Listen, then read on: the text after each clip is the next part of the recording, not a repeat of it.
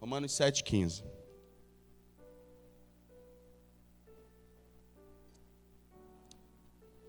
Diz assim o texto: não entendo o que faço, pois não faço o que desejo, mas o que odeio. Vamos ler o versículo 18. Sei que nada de bom habita em mim, isto é, na minha carne, porque tenho desejo de fazer o que é bom, mas não consigo realizá-lo. Será que é a realidade de alguém aqui? Será que alguém está vivendo isso? Vamos ler de novo, o versículo, volta no 14, no 15. Não entendo o que faço, pois não faço o que desejo, mas o que odeio. O versículo 18. Sei que nada de bom habita em mim, isto é, na minha carne, porque tenho desejo de fazer o que é bom, mas não consigo realizá-lo. Feche seus olhos, vamos orar. Querido Espírito Santo, fala conosco. Que nessa noite, eu já oro aqui e eu quero fazer uma oração muito específica, orando para que o cativeiro, as prisões, sejam desfeitas em nome de Jesus. Faz cair os grilhões, Pai. Faz cair os grilhões do pecado, as amarras que nos prendem, que nos envergonham, Senhor, que nos entristecem, que nos trazem culpa e nos mantém, Senhor, em uma vida de cativeiro, uma vida de pecado. Que essa noite seja a noite onde o Senhor possa trazer luz ao nosso entendimento, para que nós possamos receber liberdade que vem do Senhor. É o que eu oro, em nome de Jesus. Amém e amém. O texto que nós lemos, eu acredito que fica claro para você, fica para mim, que Paulo está falando de uma situação recorrente, de algo que, deixa o texto na tela, versículo 14, de algo que ele está tentando vencer, mas é mais forte que ele, que ele está tentando superar, mas ele não tem conseguido. E olha, nós estamos falando do apóstolo Paulo, nós estamos falando de um grande, talvez depois de Cristo, o homem mais espiritual, o homem de um ministério, de maior abrangência ministerial que nós conhecemos na história da igreja, o apóstolo Paulo. O apóstolo Paulo tinha guerras espirituais, então fica muito claro para a gente que esse texto é uma situação de cativeiro, de prisão, é o quadro de alguém que peca e pede perdão, peca, pede perdão, peca e pede perdão, e ele está dizendo, eu não consigo entender por que eu estou vivendo isso, porque com a minha consciência eu não quero fazer. Mas tanto é que Paulo no versículo 23, ele diz assim, eu vou ler o 21, coloca 21, 22 e 23 aí. Ele diz assim, encontro esta lei que atua em mim, quando quero fazer o bem, o mal está junto de mim.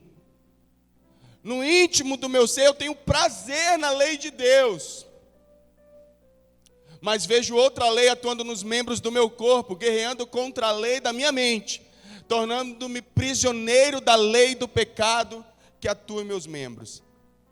Mas logo na frente ele vai dizer, mas graças a Deus por Jesus Cristo, que nos liberta.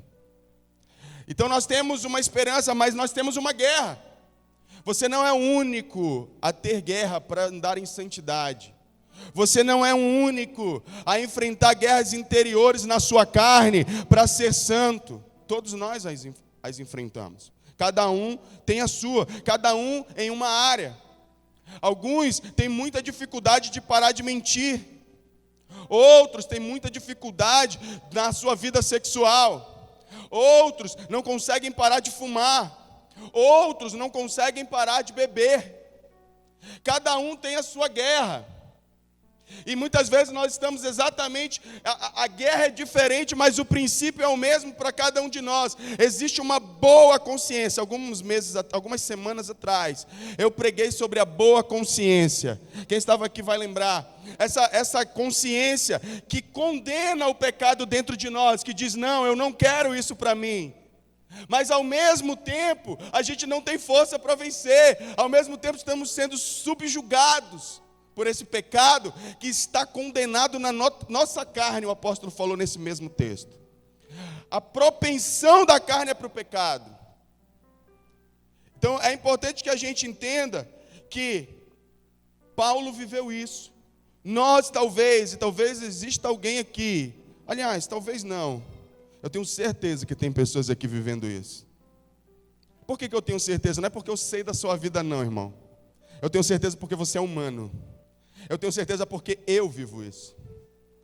Ou você acha que eu sou santo e que eu não tenho guerras? Eu tenho minhas guerras. Eu tenho minhas lutas. É bem verdade que o quanto eu fui exercitado no Espírito hoje me dá condições de vencer essa guerra com mais facilidade do que há, 10 anos atrás, quando eu comecei na vida cristã. Porque eu sempre digo que a vida cristã é semelhante à vida fitness. Você vai para a academia, você pega lá um peso, vai fazer, qualquer exercício, você pega 20 quilos de um peso lá e começa a fazer, bíceps aqui, 20 quilos, 10 quilos de cada lado. Gente, é uma morte, você continua fazendo aquilo, passa um mês, 2 meses, 3 meses, você percebe que aquele peso, ele já não é tão difícil para você carregar. Significa que os 10 quilos, os 20 quilos ficaram mais leves? Não, você ficou mais forte. É assim na vida espiritual. A vida espiritual, à medida que a gente exercita as nossas faculdades espirituais, nós nos tornamos mais fortes para vencer o pecado. Eu vou explicar isso um pouquinho melhor depois. Mas o que eu quero começar destacando aqui nessa noite? Que a primeira afirmação do versículo 14, volta lá, no verso 14, que Paulo faz é: não faço o bem que desejo. Não faço o que desejo. Lá no versículo, bota 19 agora. Porque tenho desejo de fazer o que é bom, mas não consigo realizá-lo. Paulo está dizendo assim, olha, o fato é que eu quero fazer o que é certo. E eu tenho certeza que tem pessoas aqui que querem a mesma coisa. Eu quero viver em santidade. Eu quero fazer a vontade de Deus, mas eu não consigo. A primeira coisa que a gente precisa aceitar como verdade é que esse desejo está dentro de nós, porque foi Deus quem o colocou. Deus colocou dentro de nós o desejo de santidade. Então, é possível, se Ele colocou esse desejo, é porque é possível viver em santidade. Jesus estava lá no Getsêmani, e aí convidou 3 discípulos para estarem com ele naquele momento, para que eles pudessem orar com Jesus. Jesus voltou 3 vezes, nos encontrou dormindo, e em determinado momento ele diz, olha, o Espírito está pronto. Foi isso que Jesus quis dizer quando ele disse que o Espírito estava pronto, é que há um desejo real em nós, de nós servirmos a Deus, há um desejo real dentro de nós nos alinharmos com a vontade de Deus, há uma boa consciência, há algo dentro de nós que diz, olha, você não pode viver no pecado, você não pode ser escravo do pecado, entende? Foi Deus quem criou a gente assim. Querido, sabe o que essa sociedade está fazendo? E aqui, um alerta. A gente percebe toda essa guerra política. Hoje, infelizmente, nós vimos o que aconteceu em Brasília. E eu acho extremamente errado o que fizeram ali. Eu acho que é um desserviço para pessoas de bem, realmente, da nação, fazer aquilo. Mas, sabe o que as pessoas estão fazendo? Sabe como é que é a estratégia do diabo para nos manter cativo? É dizer o seguinte, olha, o que você deseja não é tão pecado assim não. Olha o que dizem da homossexualidade. Não é pecado. É porque a verdade, eles querem destruir essa boa consciência que há dentro de nós, dizendo, o que você está fazendo é errado. O pecado que você está cometendo ofende a Deus, mas eles querem dizer que isso é uma história para que não é verdade, que isso é coisa da religião, que isso é coisa de convenções de religiosos e conservadores. Não é, foi Deus quem colocou isso dentro de nós, foi Deus quem colocou dentro de nós o fato de a gente não aceitar o pecado como normal. Foi Deus. Paulo está dizendo, eu sei o bem que eu quero fazer, eu só não consigo fazer ainda. E a gente sabe que ele venceu. Então não acredite nas mentiras do diabo, que tentam dizer para você que o seu pecado é normal, porque não é. Ele continua destruindo as vidas, as famílias, ele ainda tem poder de mandar para o inferno, ele ainda desagrada o coração de Deus, fere o coração de Deus. O pecado não mudou de status diante do Senhor, ele continua sendo ofensivo. Nós precisamos entender isso. Não dê ouvidos a essas ideologias que dizem para você: não, se aceite. Se você gosta de pecar, aprenda a se aceitar. Mentira! Essa ideologia vai levar para o inferno. A gente não gosta. Eu vi o reverendo Hernando Dias Lopes outro dia dizendo assim: a gente não gosta de ouvir sobre inferno, mas é melhor ouvir sobre o inferno aqui e assim evitar ir para lá, do que não ouvir aqui e acabar lá. Nós precisamos entender que pecado ainda é pecado. Agora, há um desejo dentro de nós de andar no Espírito. E o apóstolo Paulo, em Gálatas capítulo 5, versículo 16, coloca esse texto aí. Ele disse: por isso digo, vivam pelo Espírito, e de modo nenhum satisfarão os desejos da carne, porque o nosso espírito está pronto para andar em santidade, está pronto para se relacionar com Deus. Agora é verdade, nós temos do outro lado uma outra lei atuando no nosso corpo. Nós temos um adversário lutando contra essa santidade que quer se expressar, contra esse desejo de alinhamento com a vontade de Deus que está dentro de nós, mas tem prazeres, desejos que estão militando contra a vontade de Deus no nosso corpo. Então mas vamos partir do fato que nós queremos fazer a vontade de Deus. E aí eu pergunto: quem aqui quer fazer a vontade de Deus? Tem desejo de andar em santidade? Levanta a mão bem alto e glorifica ao Senhor Jesus aí. Aleluia, nós queremos. Agora eu sei que muitos de vocês que levantaram as mãos estão enfrentando guerras para poder andar em santidade. Passei anos nas minhas. Não que eu não as tenha mais, como diz Paulo, não que eu já tenha alcançado, mas uma coisa eu já fiz, eu deixei as coisas que para trás ficaram, estou avançando para as que estão adiante de mim, prossigo para o alvo, para o prêmio da soberana vocação.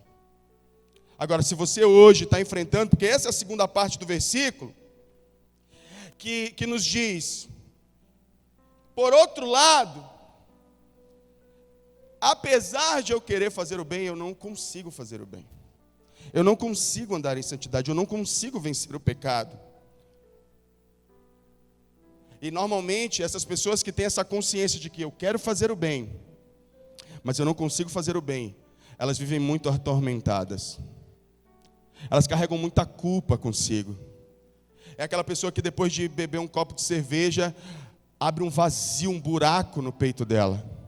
Depois de fumar um cigarro de maconha, um cigarro mesmo normal, a culpa o consome.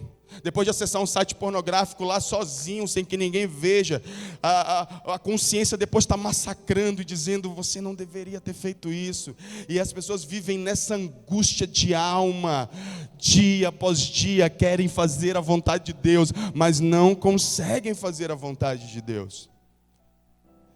E talvez esse autor esteja perguntando: qual é a solução? Dá logo a solução. Calma, vamos entender as coisas.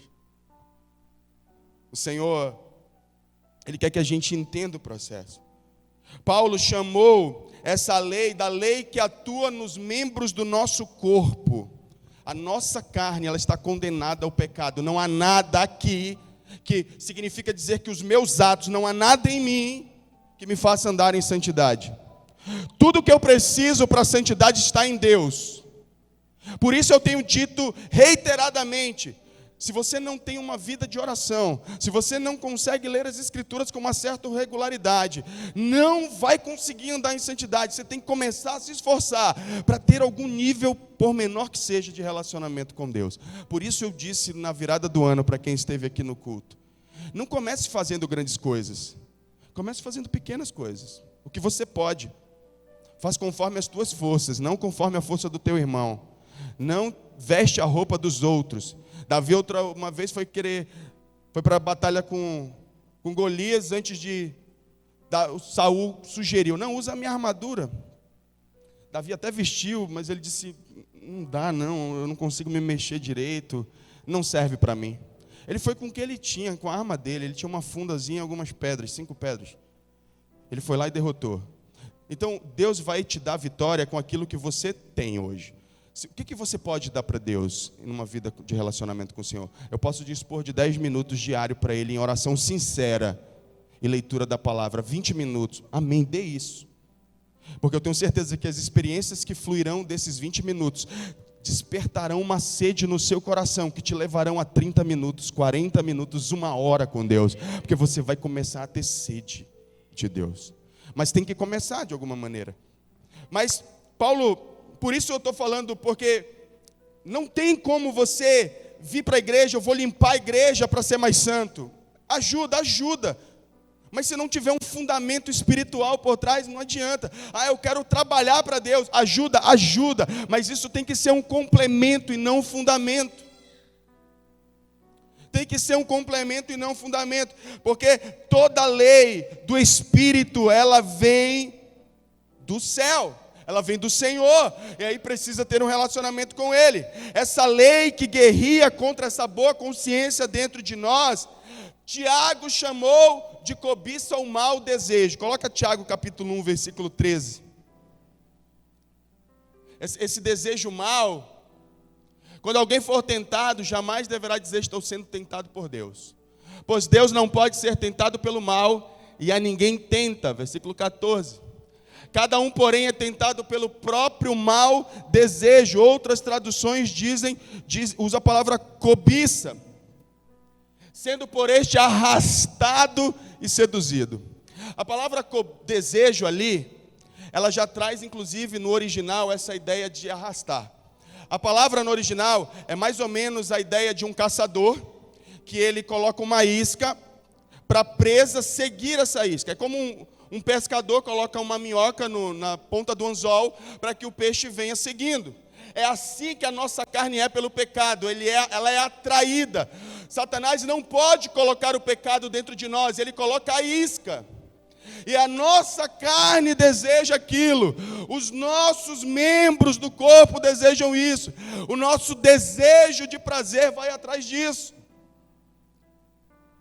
Por isso que Paulo está dizendo: olha, eu quero ser santo, mas quando coloca a isca, eu não resisto.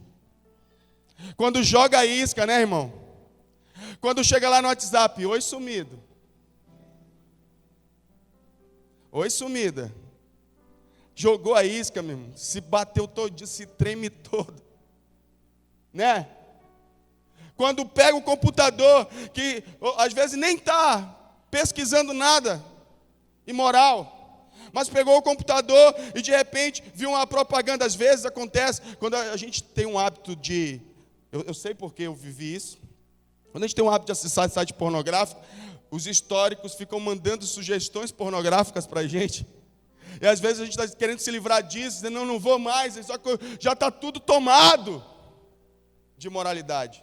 Aí quando a isca é jogada, a nossa mente ela é controlada, que por consequência os nossos desejos, sentimentos são controlados, e por fim o nosso comportamento também.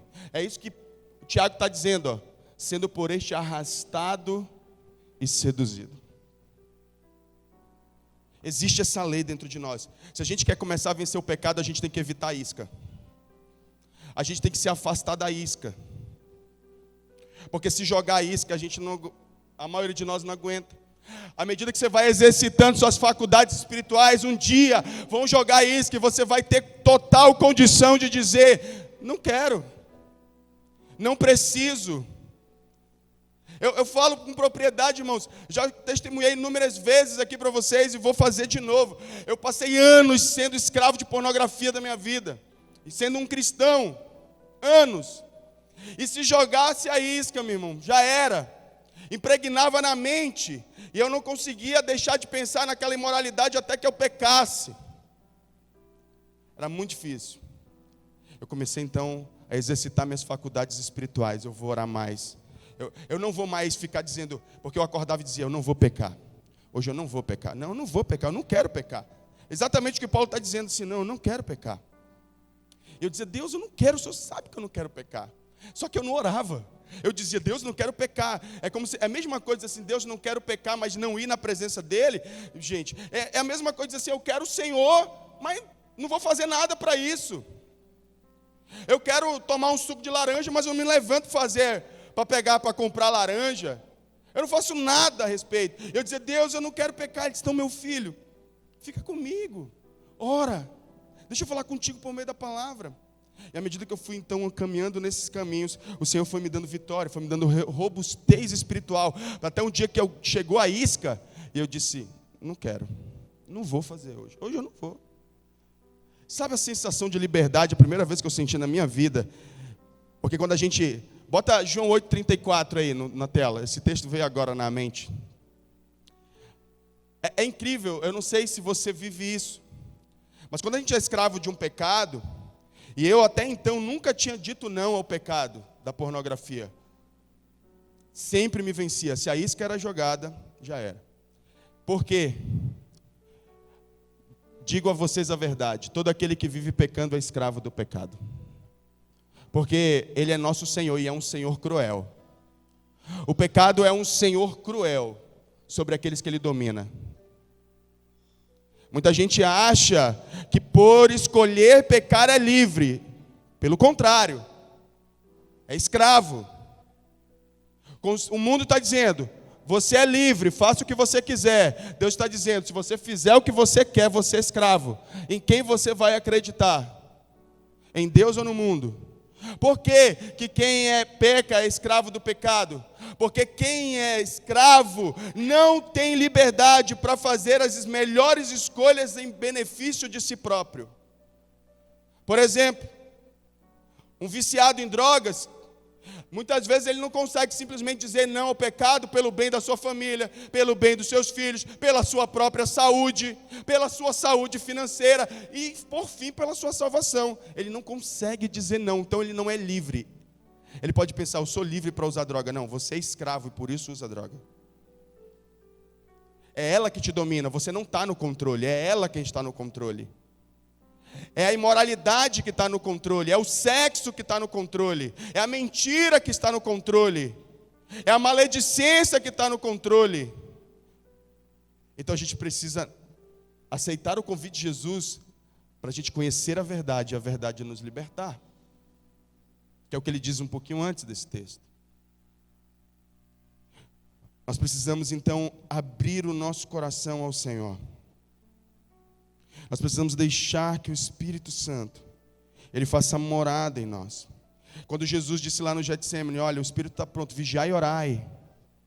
O Espírito está pronto, mas a carne é fraca. A carne não tem condições de se relacionar com Deus, e nem de viver uma vida espiritual. Isso precisa acontecer no campo espiritual. Quando a gente dá lugar para o Espírito e a gente passa a ser controlado pelo Espírito. O contrário também é verdade. Quando você não anda no Espírito, você dá atenção aos impulsos da sua carne. Por isso a gente precisa sempre estar lembrando, esteja em Espírito, esteja em Espírito. Percebe, queridos, como eu falei no livro de Tiago ainda agora, Satanás não tem como colocar pecado dentro de você. Ele só coloca a isca para despertar nossa natureza caída, que infelizmente ela sempre estará presente nesta vida. Sempre. Não existe um lugar onde você simplesmente diz assim, pronto, venci o pecado absolutamente. Somente na glória isso vai acontecer. Enquanto estivermos vivos aqui, habitando em um corpo mortal, nós estaremos em guerra contra o pecado. Obviamente, como eu disse no início, à medida que o tempo passa e você exercita suas faculdades espirituais, oração, leitura da palavra, jejum, disciplinas espirituais, o hábito de ficar só e refletir sobre as coisas, meditação, você começa então a ganhar força para vencer o pecado. Mas ele sempre vai estar lá, e se você der brecha, ele vai entrar novamente. E se você relaxar e baixar a sua guarda, ele vai estar lá novamente. Então a pergunta é, como é que a gente pode vencer esse ciclo de escravidão? Apesar de todos esses conselhos, porque parece que eles são sempre os mesmos, né? A gente vai dizer, ora, lê a Bíblia, Aí você pode dizer, pô, mas eu ouço isso o tempo todo. E talvez você até faça. Mas ainda assim não consegue. Eu quero te dar um conselho a mais hoje, então. Abra sua Bíblia comigo em Apocalipse, capítulo 2, versículo 5. Deixa aberto aí.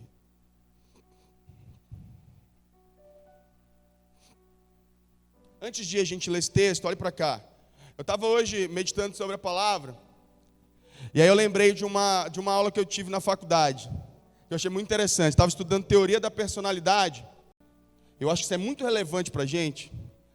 O professor dizia assim, a gente acha que para a gente crescer, e isso ele está falando a nível de personalidade, mas aplica perfeitamente a níveis espirituais.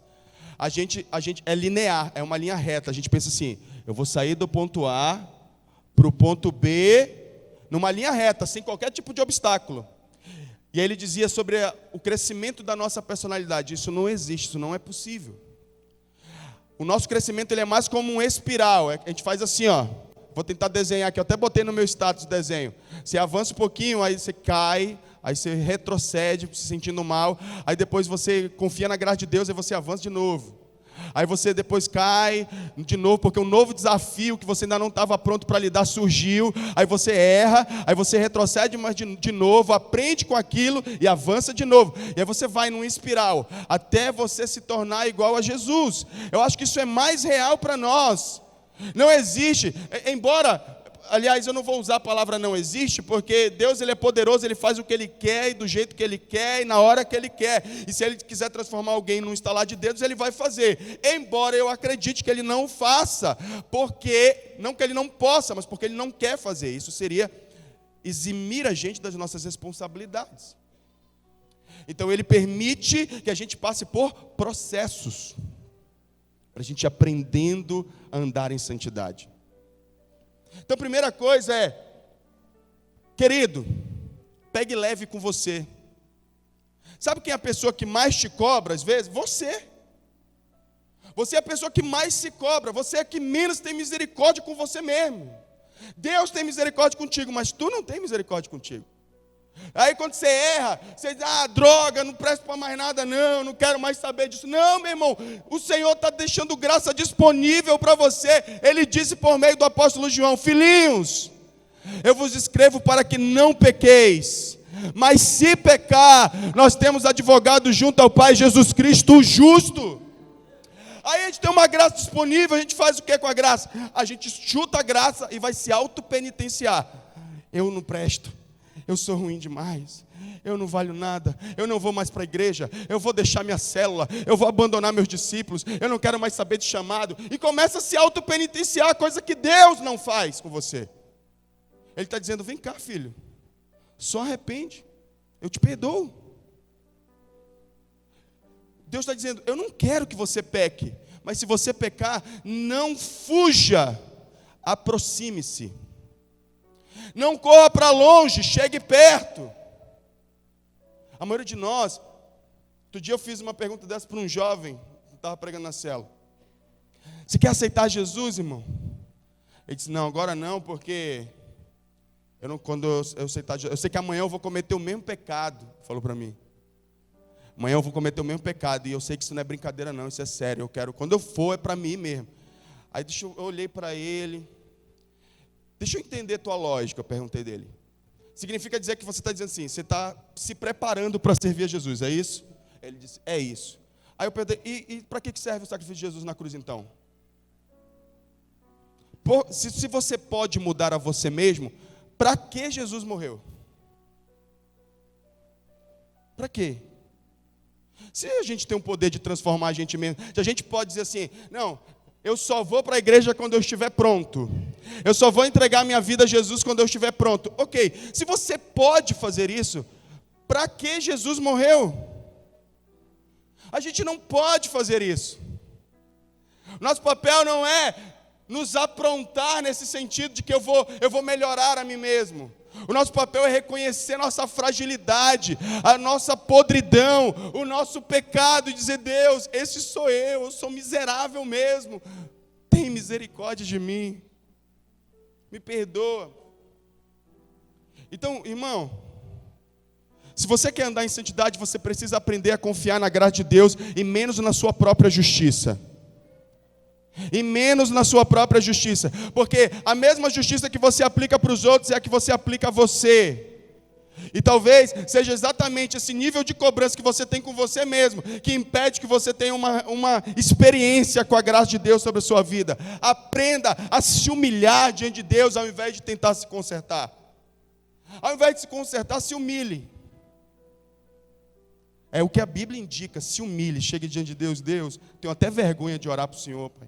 Eu fiz essa oração inúmeras vezes, irmãos. Inúmeras vezes. Você sabe o que é? Eu, num dia, pedi perdão dos meus pecados. Senhor, ontem eu vi pornografia e me masturbei, Senhor. Aí eu peço perdão, Senhor, me perdoa. No outro dia eu faço de novo. Você sabe a vergonha que é ir orar e pedir perdão a Deus pelo mesmo pecado que não tem nem 24 horas que eu pedi perdão? Dá uma vergonha enorme, não dá? Dá muita vergonha. Mas eu tinha feito um voto com Deus. Eu disse, Deus, eu vou crer com a minha mente, porque a minha mente não consegue conceber isso, porque eu no lugar de Deus, eu não aceitaria, eu não perdoaria. Só que eu não posso julgar Deus por mim, porque Ele não, graças a Deus, Ele não é eu. Graças a Ele, Ele não sou eu. Ele é bom. E aí eu ia todos os dias assim, eu pecava num dia, pedia perdão, no outro eu pecava de novo. Ia lá com muita vergonha. E eu não estou fazendo nenhuma apologia a você viver esse tipo de vida. Eu era escravo. Eu estava igual Paulo. O bem que eu quero fazer, isso eu não estou conseguindo, cara. Não era consciente. Não era uma coisa assim, ó, vou sair para pecar. Às vezes o pecado estava ali, eu dizia assim, eu não vou. Mas dentro de mim algo me consumia até que eu sentisse prazer. Até que eu pecasse e me satisfizesse e respirasse assim, ai, agora sim. Aí depois disso vinha o quê? Culpa, acusação. Nessa época, irmãos, eu já era líder. Eu já era líder de célula. E às vezes eu pecava, no outro dia eu tinha que dar palavra na célula. Você imagina o tamanho da acusação na minha mente? Teve uma vez, e aí foi quando Deus deu um start na minha história. Eu disse, eu não aguento mais viver essa vida. Eu vou chutar o pau da barraca. Eu vou falar a verdade a meu respeito para todo mundo que estiver ao meu redor, porque ou Deus me transforma, ou todo mundo vai saber que eu sou um pecador miserável. A primeira coisa que eu fiz foi lá na porta do meu vizinho e dizer para ele, eu vim dizer uma coisa para você aqui, meu irmão. Eu sou viciado em pornografia. Eu sou um viciado, me ajuda, chorando. Eu disse, me ajuda. Porque eu não consigo. Todo dia eu tento vencer isso.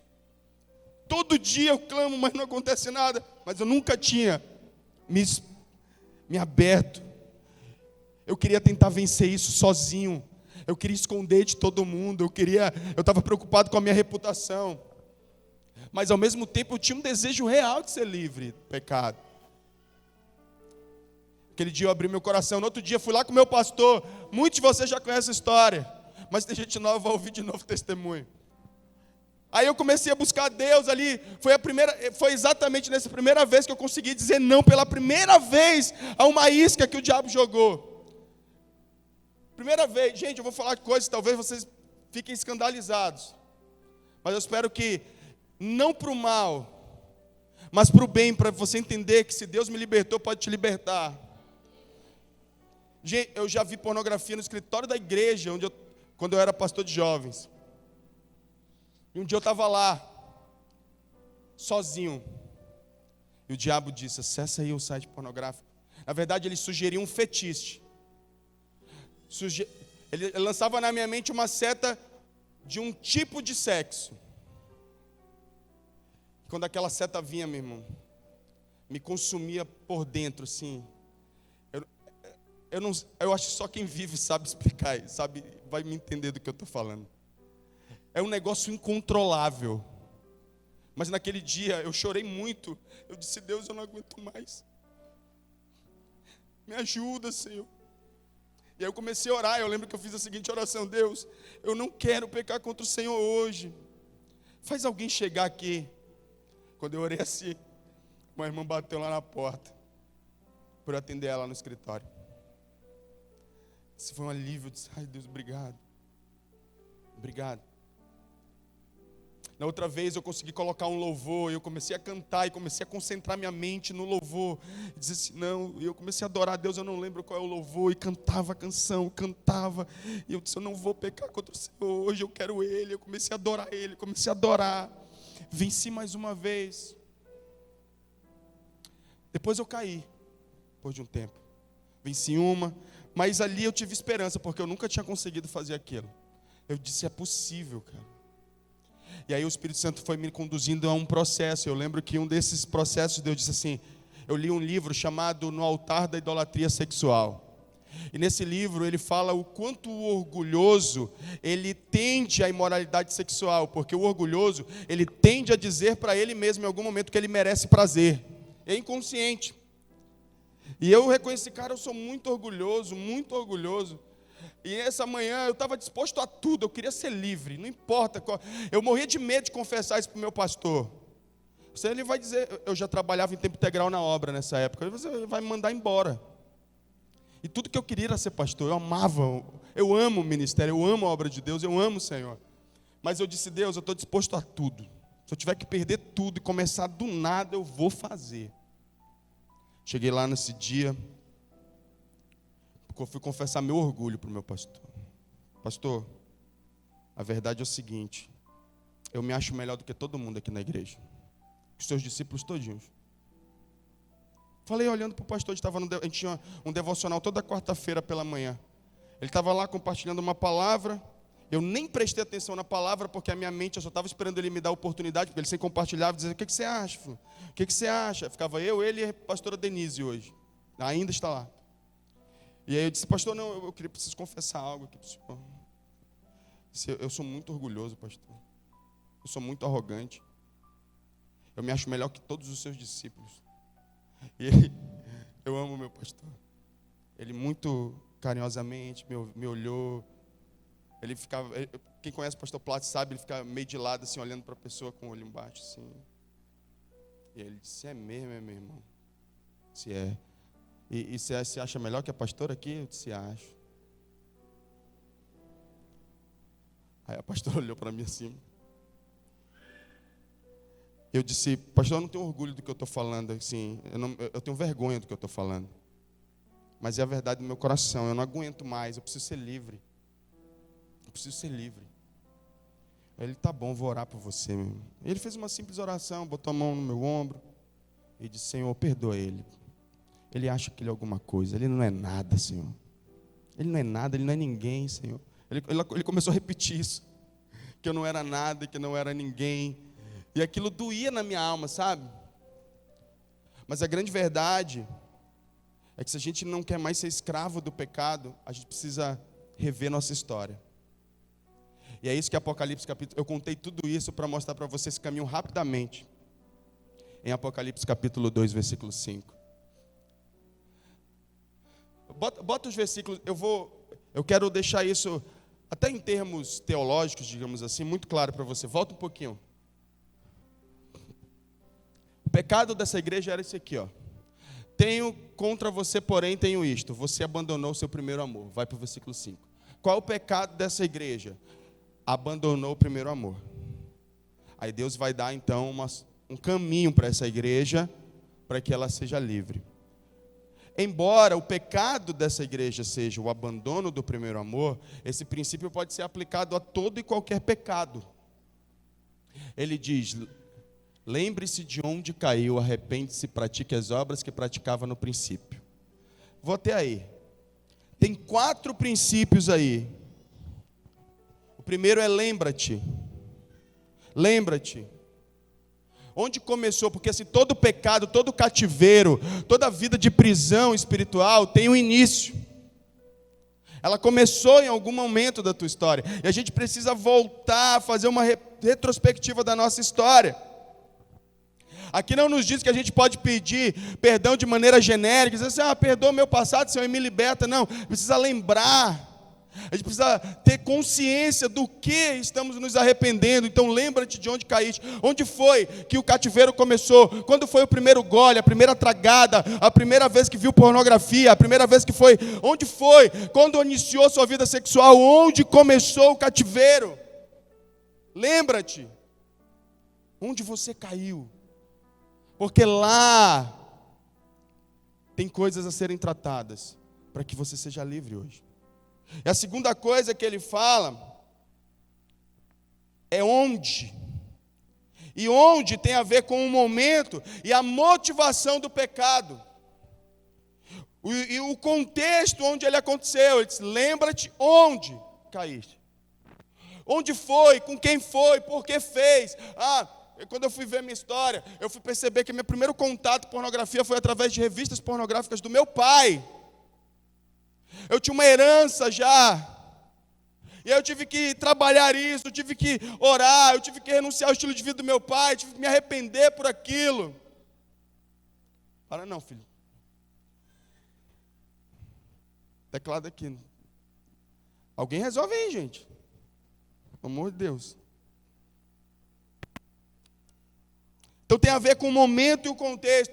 Deu o primeiro gole porque foi frustrado, decepcionado, alguém te magoou, alguém te decepcionou, e aí com raiva você foi lá e deu o primeiro trago no cigarro de maconha, está escravo até hoje.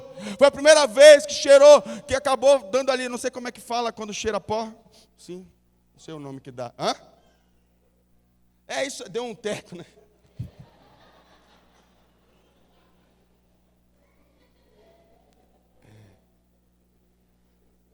Primeira vez que fez isso, fez por quê?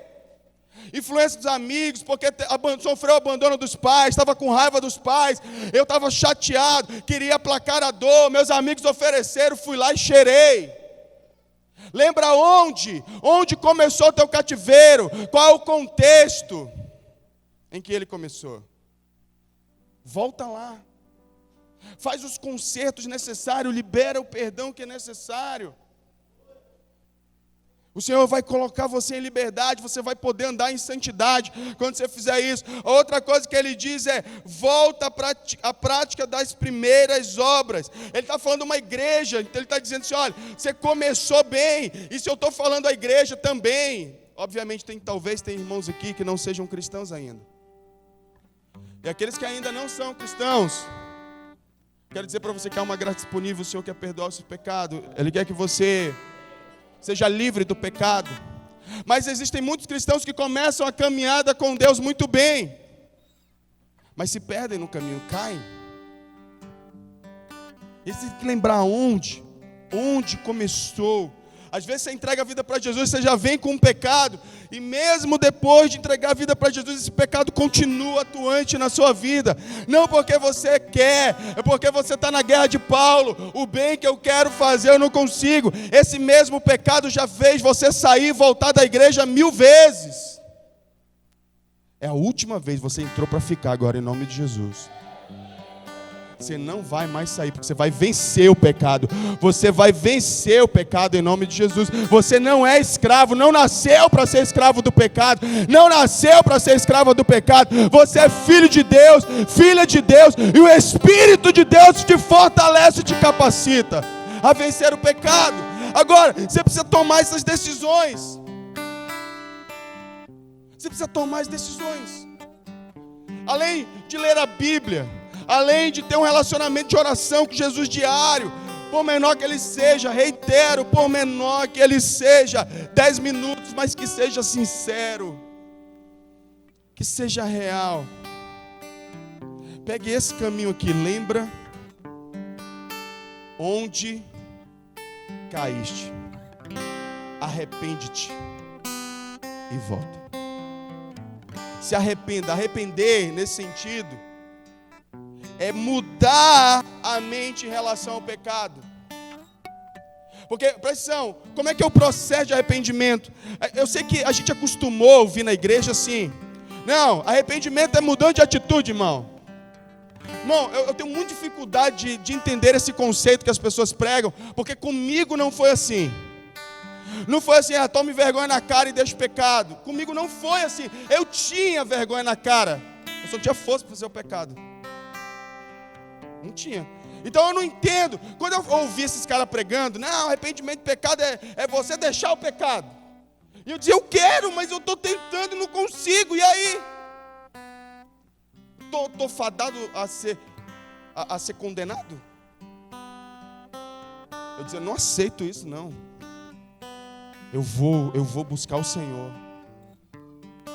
Comecei a orar. Ao invés de ficar tentando vencer o pecado nas minhas forças, eu me lancei mais aqui nas Escrituras, a entender a palavra. Aí, às vezes vocês olham assim, o pastor sabe, né? O pastor conhece a Bíblia. Irmãos, eu precisei da Bíblia. Eu sei da Bíblia porque eu precisei da Bíblia. Porque eu precisei da palavra de Deus. Se eu não recorro a ela, eu era escravo até hoje. Então, tudo que eu sei da Bíblia foi porque eu precisei dela. E tudo que você não sabe da Bíblia é porque você não admite que precisa dela. Você não recorre a ela. E tudo que eu ensino é por tudo aquilo que eu aprendi, porque um dia eu precisei. Você entende? E o arrependimento, como eu estava dizendo, na minha experiência, eu não quero criar teologia da experiência. E assim, a grosso modo, arrependimento é mudança de atitude, ponto, sim. Mas isso não acontece assim. A primeira coisa que acontece no arrependimento é a forma como a gente vê o pecado na nossa mente. Tem que mudar uma chavezinha. Normalmente, quando a gente está na prática do pecado, o pecado é normal. Eu me sinto completamente confortável com a prática dele. Entretanto, quando eu começo a caminhar num caminho de santificação e de arrependimento, o que acontece? Eu já não olho mais para o pecado como algo bom. Eu sou como Paulo. Eu começo a entender que esse é o mal que eu não quero fazer. Só que para a maioria das pessoas que ainda não se arrependeram, o pecado não é o mal que eu não quero fazer. O pecado é o bem que eu desejo. Ele ainda é o bem que eu desejo. Está entendendo? Talvez você chegou aqui e o pecado é o que você mais quer para a sua vida. Quando você se arrepender, o que vai acontecer? Ele sai do status do bem que eu quero para o mal que eu não quero.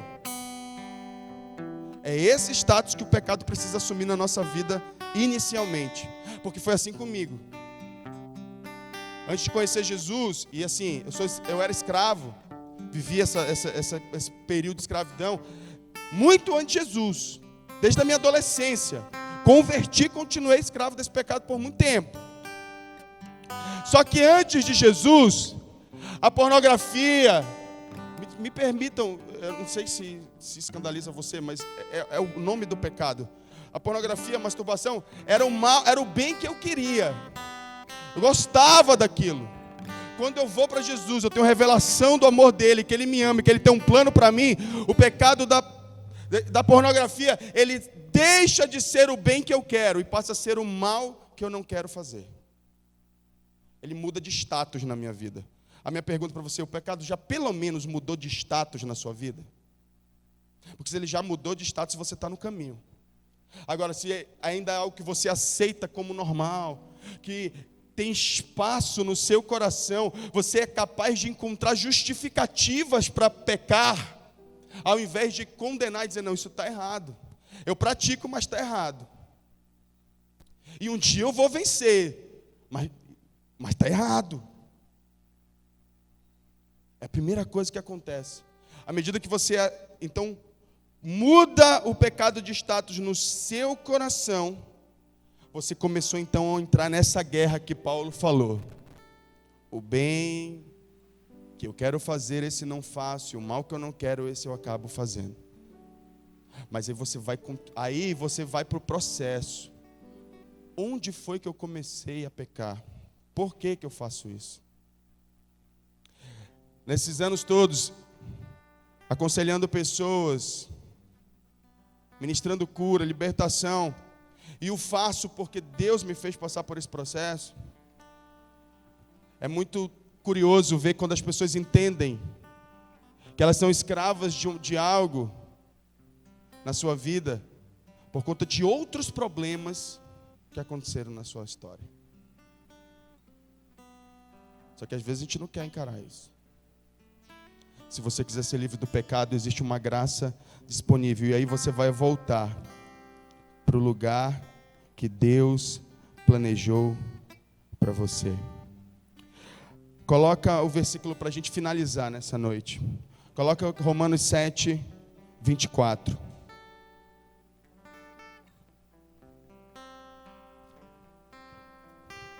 Muitas vezes eu disse isso para mim mesmo. Quando eu li esse texto a primeira vez, eu disse: esse sou eu, miserável homem que sou. Quem me libertará do corpo sujeito a esta morte? 25. Graças a Deus por Jesus Cristo nosso Senhor, de modo que com a mente eu próprio sou escravo da lei de Deus, mas com a carne da lei do pecado. Aliás, eu vou pregar sobre esse texto no próximo domingo, mas eu quero dar um spoiler para vocês. Coloca aí 2 Coríntios capítulo 10. Ainda é sobre vencer o pecado no próximo domingo. Mais uma ferramenta para vencer o pecado. Versículo 4. As armas com as quais lutamos não são humanas. Ao contrário, são poderosas em Deus para destruir fortalezas. Destruímos argumentos e toda pretensão que se levanta contra o conhecimento de Deus. E levamos cativo todo o pensamento para torná-lo obediente a Cristo. Eu só quero mostrar uma coisa hoje nesse texto. Esse texto ele tem todo o cenário de guerra. Ele mostra a guerra, ele mostra as nossas armas, as armas que o inimigo usa e onde acontece a guerra. A guerra acontece na mente. É aqui, ó. Toda a guerra espiritual acontece aqui, ó. Não à toa Paulo disse em Romanos 12:2, transformai-vos pela renovação da vossa mente. Porque toda a guerra começa aqui. Satanás está tentando controlar sua mente. Aqui nós temos o campo de batalha, nós temos as armas. Quais são as armas do diabo? Argumentos e toda a pretensão que se levanta contra o conhecimento de Deus. Outras traduções chamam de sofismas. Eu vou falar disso no próximo domingo. Essas são as armas do diabo. Paulo está dizendo, as minhas armas também não são humanas para vencer o pecado. Então nessa noite, eu só queria deixar esse spoiler para você. Eu quero deixar uma palavra de final, de esperança para você. Você não vai morrer no pecado. Eu estou usando uma palavra profética, porque eu creio. Agora, é óbvio que muitas vezes algumas palavras proféticas elas têm condicionantes. E a condicionante dessa palavra profética é você abrir o coração. Ela não vai acontecer por si só. Você precisa estar disposto a lembrar, onde, arrepender e voltar. Sabe como você pode fazer isso hoje? Você pode aceitar o convite de vir aqui na frente para a gente orar por você. Você pode aceitar o convite para se reconciliar com Jesus. Você pode aceitar o convite para você entregar a sua vida a Jesus. Mas eu quero dizer para você que com Jesus você não morrerá escravo do pecado. Você será livre. Você não morrerá. Você vai viver os melhores dias da sua vida na vontade, no centro da vontade de Deus. Eu profetizo isso sobre a sua vida. Fica de pé em nome de Jesus.